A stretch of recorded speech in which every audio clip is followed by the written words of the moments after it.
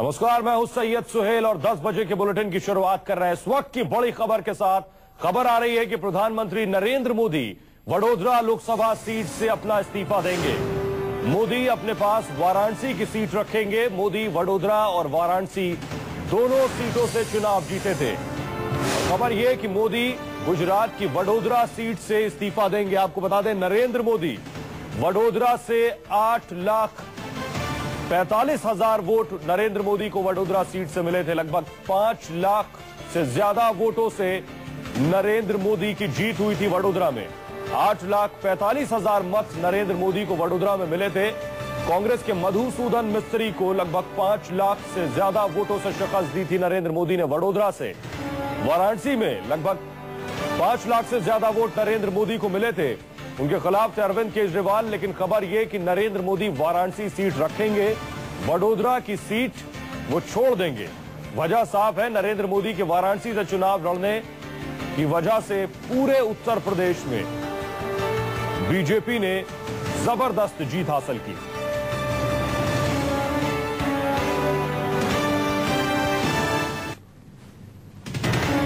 अमित हमारे सहयोगी जुड़ रहे हैं और ज्यादा जानकारी के साथ। अमित, चुनाव से पहले भी इस तरह के संकेत मिले थे कि नरेंद्र मोदी वडोदरा सीट छोड़ेंगे, वाराणसी सीट अपने पास रखेंगे। आपके पास क्या जानकारी?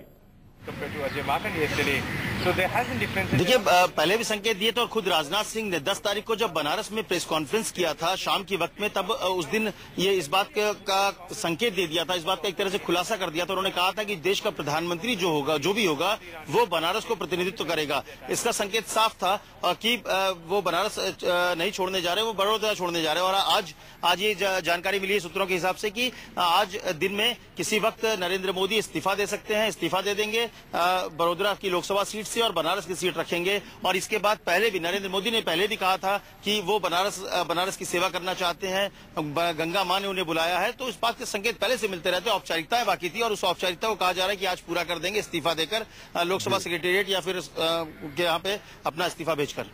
जी अमित, वाराणसी सीट रखने के अपने सियासी मायने भी हैं। बेशक उत्तर प्रदेश एक बड़ा राज्य जहां से 80 लोकसभा सीटें आती हैं।